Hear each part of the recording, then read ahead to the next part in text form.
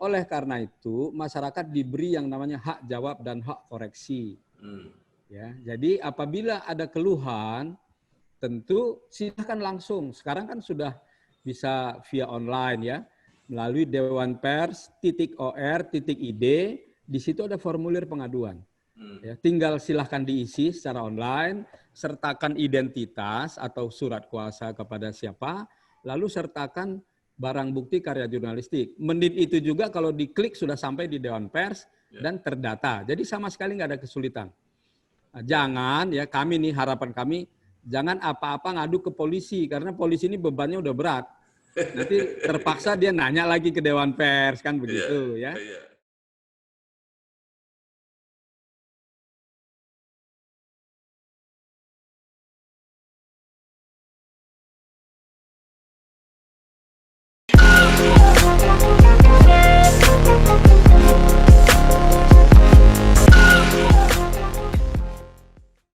Assalamualaikum warahmatullahi wabarakatuh.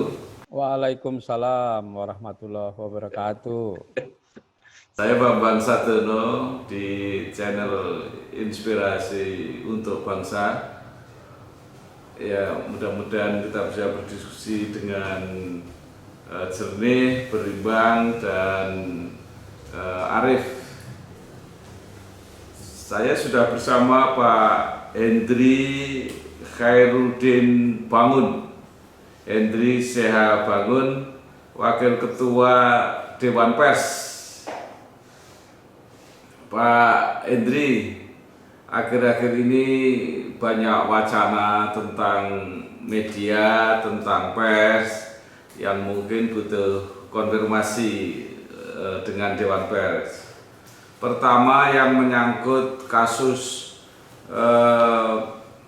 Pak Edi Mulyadi, yaitu yang wartawan FNN yang kemudian ditanyakan oleh kepolisian.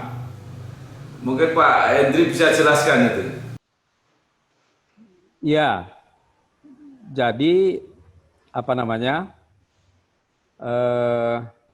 Bareskrim itu kan katanya berkirim surat ke Dewan Pers ya. Ya. Nah, tapi sebenarnya secara fisik itu kami belum menerima itu suratnya itu. Oh, gitu ya. Tapi buat kami tidak penting karena kan sebenarnya kami memang biasa ya. Jadi surat itu sampai atau tidak, tapi kan poinnya itu untuk mengetahui sebetulnya kedudukan apa namanya Pak Edi Mulyadi ya. Dan medianya. Lalu kami apa namanya melihat ke dalam sistem pendataan. Jadi memang apa namanya media pernah ada pendaftaran atas nama sebuah badan usaha pers gitu. Namanya PT Forum Adil Mandiri. Gitu ya. Kemudian disebutlah apa namanya ingin mendaftar dan seterusnya. Tetapi sebenarnya kami belum tahu persis isi akte dari perusahaan tersebut karena tidak dikirim. Nah, jadi kan biasanya gini, Pak Bambang ya. Orang itu kalau mendata itu diminta mengirimkan berkas ya diupload begitu ya. Aktenya berikut pengesahan dari Kementerian Kumham. Itu yang paling pertama dulu itu. Nah, sampai hari ini kami belum menerima itu. Nah, gitu ya. Sehingga kami tidak tahu ya apakah badan hukum itu ya menaungi yang namanya media FNN yang membuat produk YouTube. Nah, kira-kira gitu ya. Jadi buat kami kan ini penting untuk mengaitkan legalitas antara badan hukum yang didaftarkan dengan media yang disebut-sebut. Nah, kira-kira begitu. Jadi kalau ada persoalan bagaimana kasus Pak Edi Mulyadi ini, Pak? Jadi sikap Dewan Pers adalah bahwa setiap kegiatan jurnalistik yang dilakukan oleh perusahaan yang berbadan hukum pers, pasti kami minta agar ditangani dengan undang-undang pers. Ya. Ya. Begitu pula kegiatan jurnalistik yang dilakukan oleh wartawan. Artinya wartawan di sini apakah dia itu sudah terdaftar di sebuah organisasi atau belum, apakah dia itu sudah mendapat sertifikat kompetensi atau belum, tetapi apabila dia bekerja secara rutin, ya, melakukan kegiatan jurnalistik secara terus-menerus di sebuah perusahaan pers, maka kami akan menganggap dia adalah wartawan. Sebagaimana ya, ditetapkan di dalam Undang-Undang Pers, ya, Undang-Undang 40 tahun 1999. Jadi sekarang kalau produk YouTube itu bisa diakui sebagai jurnalistik. Ya, ini artinya begini, kan ini ada dua pihak ini Pak Bambang. Kalau dari sisi kami, ya, apabila itu memang isinya pemberitaan, lalu YouTube-nya itu berbadan hukum, gitu ya. Ya. Kemudian apalagi dia adalah wartawan, katakanlah dia pernah bekerja di sebuah media dan dia memang wartawan lalu membuat produk sendiri gitu ya.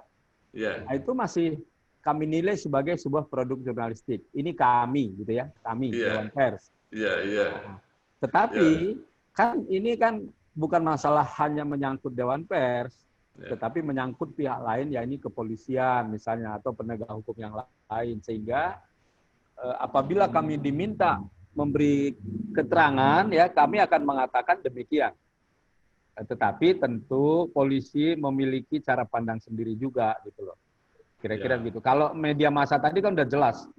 Ini di bawah Undang-Undang Pers gitu. Nah, kalau yang YouTube ini masih apa namanya? Ya, kami menempatkannya demikian, tapi penegak hukum tentu memiliki perspektif yang berbeda kadang-kadang, meskipun ada juga dalam beberapa kesempatan kami ada titik temu dengan pihak penegak hukum. Jadi persisnya kalau untuk kasus Pak Edi Mulyadi ini menurut Dewan Pers seperti apa Pak? Jadi karena dia berbadan hukum ya, cuma kan kami ini lagi meminta, ya sudah meminta tapi belum diberikan itu salinan aktenya Pak. Oh.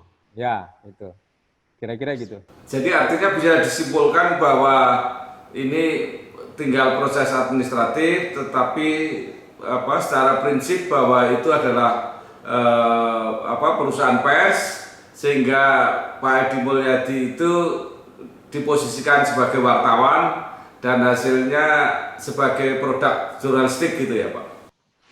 Ya tadi artinya kami akan memberi keterangan tertulis yang lengkap apabila kami sudah dapat aktenya. Tapi secara informal kira-kira seperti yang Pak Bambang sebut barusan. Pak Endri, ini kita pindah ke kasus yang lain, yaitu mengenai liputan majalah Tempo tentang korupsi bansos yang sedang disidik oleh KPK dan kemudian menimbulkan banyak kontroversi di masyarakat. Bagaimana Dewan Pers melihat posisi liputan majalah Tempo itu? Ya, saya kebetulan belum baca itunya Pak Bambang. Tetapi biasanya kalau ada pengaduan ke Dewan Pers atau hak koreksi begitu ya, karena kan kadang-kadang tidak semua mau mengadukan gitu ya. Tapi ada aja masyarakat yang merasa ini harus diklarifikasi. Baru kami akan melakukan mediasi Pak Bambang. Jadi kami akan memanggil para pihak ini. Lalu kami akan meminta klarifikasi mengenai produk jurnalistik yang dibuat. Kira-kira begitu. Ya. Kalau sepanjang pengetahuan Pak Endri ya, yang sama-sama bergerak di bidang jurnalistik sudah cukup lama, bagaimana reputasi majalah Tempo dalam melakukan liputan investigasi? Ya, begini, majalah Tempo memang termasuk yang sering diadukan, ya. Kami selalu mencoba mencari dalam ya untuk memastikan bahwa ini adalah sebuah kegiatan jurnalistik gitu ya. Jadi ada beberapa kasus, misalnya dulu kasus Ahok, ya, kasus Menteri Pertanian, kasus Menteri Perdagangan, ya, dan banyak sekali kasus sebetulnya kalau Tempo ini. Nah, pada umumnya kesimpulan kami adalah bahwa yang dilakukan adalah sebuah kegiatan jurnalistik, sehingga penanganannya di bawah Undang-Undang Pers dan ditangani oleh Dewan Pers. Ini secara umum ya. Tetapi memang ada tentu saja hal-hal yang barangkali kekurangan begitu, dan ini saya kira wajar saja karena itu kan kerja rame-rame gitu ya, sehingga ada sebuah celah gitu ya, celah bagi orang yang merasa dirugikan untuk diadukan.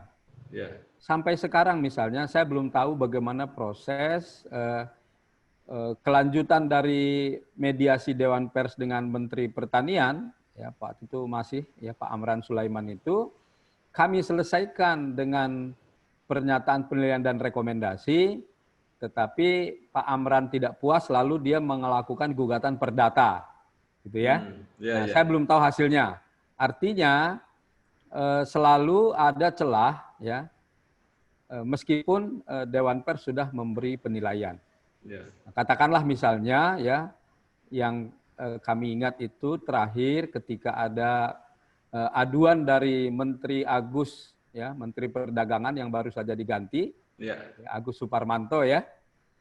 Nah, di situ ada juga pengaduan, di situ juga ada sebuah keliru kata, kira-kira begitu ya. Nah, ada kekeliruan sehingga akhirnya memang Tempo memberi hak jawab berupa wawancara kepada Menteri Perdagangan. Nah, gitu. Jadi saya kira sebagai sebuah produk jurnalistik, Tempo melakukan investigasi yang baik. Tetapi tentu saja ya ada celah gitu ya, celah karena ini kan kerja tim ya. Kadang-kadang karena dikejar waktu atau apa, ada sebuah poin atau sebuah titik yang dianggap sebagai titik lemah yang bisa diadukan ke Dewan Pers.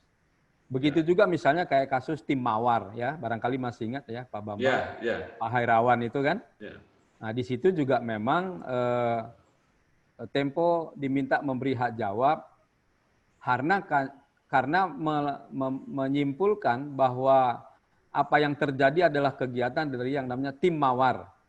Padahal secara prosedural tim Mawar itu sudah bubar, sehingga sebetulnya hanya person yang terlibat di situ dan itu bukan tim. Nah, misalnya kayak begitu. Jadi kalau ada kasus seperti ini solusinya gimana menurut Pak Hendri? Menurut saya solusinya mengadu. Mengadu ke Dewan Pers, kan sekarang sudah bisa online. Sama sekali tidak ada kesulitan. Lalu dikirimkan bukti karya jurnalistik yang dianggap merugikan pengadu. Atau bisa juga Tempo mungkin melanjutkan liputannya itu sehingga makin memperjelas gitu. Bisa. Artinya kan begini, liputan investigasi per definisi itu sebetulnya selesai gitu ya. Seharusnya kalau belum selesai tidak dimuat. Nah, kalau dimuat berarti sudah selesai. Nah, gitu ya. Paling tidak kisah utamanya. Tetapi kalau belum selesai sudah dimuat, tapi ternyata salah, nah itu berarti ada yang tidak beres gitu. Jadi semestinya kalau sudah dimuat itu seharusnya ya sudah selesai semua pengungkapannya. Karena itulah makanya namanya investigasi. Kira-kira gitu. Jadi kalau nanti mengudu ke Dewan Pers, kemudian dicarikan solusi oleh Dewan Pers, kalau tetap tidak puas, boleh nggak menggugat di pengadilan? Jadi begini Pak Bambang, seperti juga pada kasus yang saya katakan tadi ya, kasus Menteri atau mantan Menteri Pertanian Amran Sulaiman, atau kasus Pak Maijen Purnawirawan Hairawan, mereka kan tidak puas. Ya, kalau Pak Amran mengadu ke Perdata, kalau Pak Hairawan itu mengadu ke Mabes Polri. Hanya saja, kalau alat buktinya adalah karya jurnalistik, gitu ya, biasanya hakim mengatakan ini diselesaikan dengan undang-undang pers. Nah, kira-kira begitu. Jadi, kalaupun ada pengaduan, maka solusi yang kami tawarkan memang tuntas di Dewan Pers. Tetapi adalah hak siapapun untuk melanjutkan ke tahapan berikutnya, karena kan Dewan Pers itu kan kewenangan etis. Tidak sampai pada law enforcement. Nah, kira-kira gitu, Pak. Ya. Jadi Pak Hendri, kalau kemarin Pak Edi Mulyadi itu menolak di proses, itu sudah benar. Jadi sebenarnya kan begini, menurut pandangan saya itu yang dipanggil mestinya penanggung jawabnya. Ya gitu ya, kalau itu dia bekerja di perusahaan pers. Nah, kalau memang dipakai undang-undang lain, ya tentu saja seharusnya berkonsultasi dulu dengan Dewan Pers. Nah, ini kan konsultasinya itu baru mulai nih, ya. Jadi kami begitu suratnya sampai akan kami jawab per surat juga, sehingga itu nanti baru mulai seperti yang Pak Bambang bilang tadi. Lalu bagaimana? Ya lalu akan kami panggil, kan begitu ya. Kami panggil, kami klarifikasi, barulah kami bisa memberikan, oh begini nih tata caranya, gitu ya. Jadi misalnya setelah penanggung jawabnya datang, karena kalau di dalam undang-undang pers itu kan selesainya di penanggung jawab, Pak Bambang. Orangnya tidak, penulisnya tidak. Nah, tetapi karena ini YouTube dan orangnya tampil di gambar, begitu ya. Nah itu memang ada komplikasi sedikit tadi itu. Jadi misalnya dikatakan dia sebagai saksi dari sebuah peristiwa karena dia melihat, merasakan, mendengar, misalnya gitu ya. Nah, ini kan urusannya bukan undang-undang pers itu. Nah, kalau dia dipanggil, tentu saja dalam kerangka undang-undang pers pun dia wajib datang. Tidak ada orang yang boleh menolak kalau dipanggil polisi, bahkan sampai presiden kan begitu ya. Tetapi seharusnya begitu dipanggil dia katakan, karena kami perusahaan pers dan yang saya lakukan adalah kegiatan jurnalistik, maka yang berhak memberikan keterangan, yang bertanggung jawab adalah penanggung jawab saya. Nah gitu. Nah gitu kira-kira. Jadi sekarang yang saya pengen ditegaskan satu, karya YouTube itu bisa jadi karya jurnalistik. Dari sisi kami bisa. Terus kemudian yang pertanyaan saya, pengalaman selama ini konflik-konflik itu biasanya diselesaikan melalui Dewan Pers. Kalau menyangkut YouTube? Enggak, kalau menyangkut jurnalistik. Iya. Jadi tahun ini misalnya ada hampir 700 kasus yang selesainya 85% lah selama 2020. Jadi kalau pengaduan yang bulan-bulan akhir November ke Desember ini kadang-kadang sudah cuti dan sebagainya, memang baru akan ditangani lagi nanti minggu kedua Januari, Pak. Kalau yang ini umumnya selesai dan umumnya umumnya mereka menerima keputusan Dewan Pers. Keputusan biasanya seperti apa, Pak? Pertama apabila berita itu tidak berimbang, tidak konfirmasi, maka media wajib memberi hak jawab. Menolak melayani hak jawab dapat dipidana maksimal 500 juta rupiah. Itu yang pertama. Yang kedua, selain memberi hak jawab, dia juga meminta maaf kepada yang bersangkutan dan masyarakat, karena sudah membuat berita yang tidak berimbang atau dia membuat opini yang menghakimi. Nah, ini. Jadi dia menuduh tanpa bukti dan tanpa klarifikasi. Nah, itu disertai dengan permintaan maaf.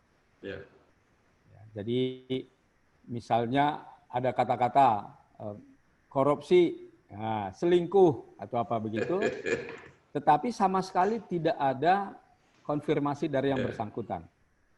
Bahwa nanti itu terbukti benar, itu urusan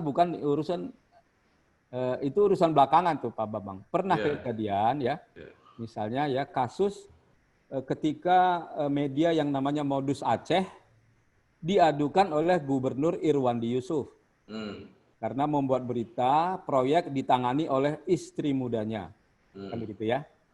Diadukan dan kami vonis memang media itu bersalah karena sumbernya itu satu saja, tidak ada konfirmasi. Dia dinyatakan bersalah dan wajib memuat hak jawab. Tapi kita semua tahu lalu Gubernur Aceh ditangkap KPK.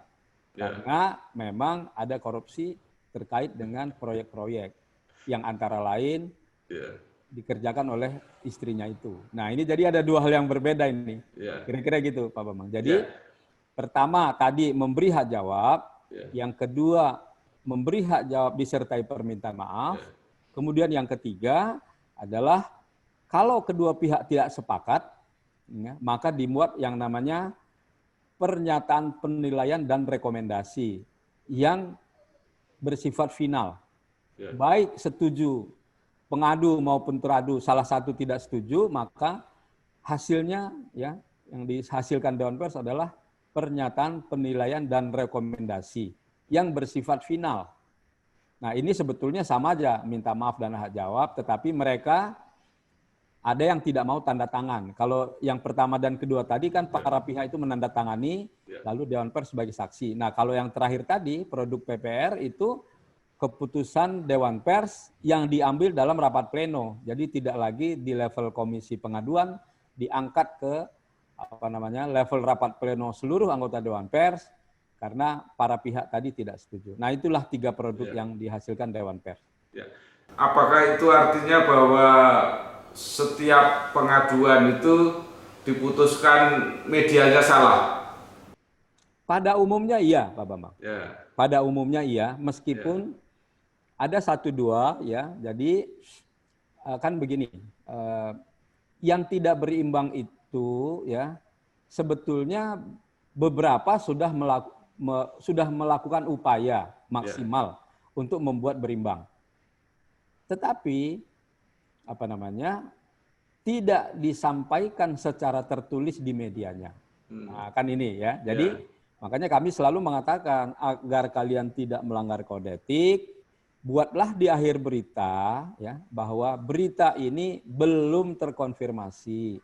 Upaya menghubungi Mr. X atau Miss X itu pada tanggal sekian, jam sekian di nomor handphone sekian tidak dijawab. Nah, itu sudah menunjukkan kepada masyarakat dia sudah berupaya dan jelas upayanya itu seperti apa. Nah, itu kami anggap tidak melanggar kode etik. Nah, tetapi barangkali kan di situ juga kadang-kadang ada kecenderungan.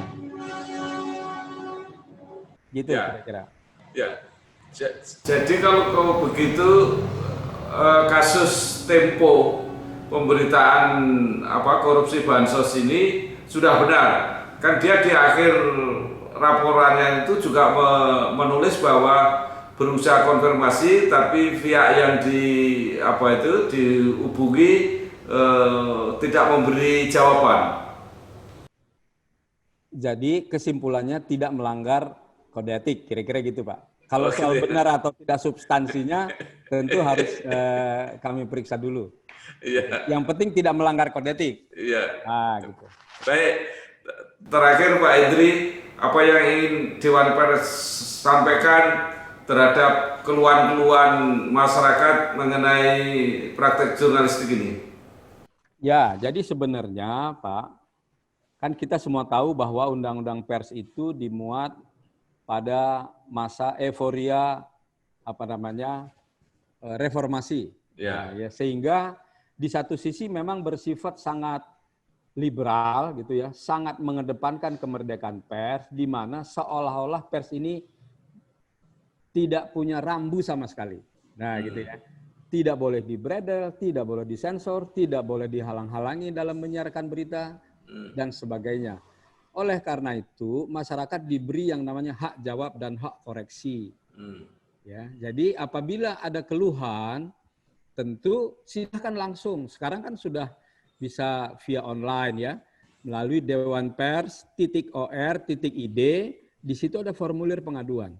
Ya, tinggal silahkan diisi secara online, sertakan identitas atau surat kuasa kepada siapa, lalu sertakan barang bukti karya jurnalistik. Menit itu juga kalau diklik sudah sampai di Dewan Pers dan terdata. Jadi sama sekali nggak ada kesulitan.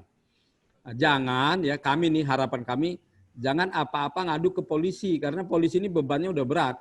Nanti terpaksa dia nanya lagi ke Dewan Pers kan begitu ya. Kami menerima tahun ini itu ya banyak sekali ya permintaan berita acara pemeriksaan polisi tentang kasus yang diadukan. Tahun ini mungkin hampir 100 Pak Bambang. Wow. Jadi itu artinya polisi ini semakin memahami bahwa mereka tidak boleh memutuskan sendiri karena ada MOU antara Kapolri dengan Dewan Pers. Jadi harus bertanya dulu ke Dewan Pers. Nah, di sisi lain ini artinya juga masyarakat makin sadar haknya, tetapi jurusannya kok jurusan undang-undang lain, padahal ada undang-undang pers, kira-kira begitu. Ya. Baik, terima kasih sekali Pak Hendri Khairuddin Bangun, Wakil Ketua Dewan Pers. Mudah-mudahan penjelasannya ini memberi solusi kepada pihak-pihak yang tidak puas terhadap pemberitaan media atau karya-karya jurnalistik. Sekali lagi terima kasih Pak, sukses, selamat bekerja. Wassalamualaikum warahmatullahi wabarakatuh. Di Semarang, salah seorang warga yang aktif menjadi pegiat media baru atau YouTuber adalah Bambang Sadono, mantan anggota DPR RI periode 2004-2009 dan anggota MPR periode 2014-2019. Sosok yang pernah malang melintang di dunia pers ini aktif membuat konten edukasi politik dan promosi kebudayaan yang disiarkan lewat kanal YouTube-nya Inspirasi Jateng dan Inspirasi Bangsa. Konten yang ia unggah pun mendapat respon positif dan animo yang cukup besar dari masyarakat Jawa Tengah.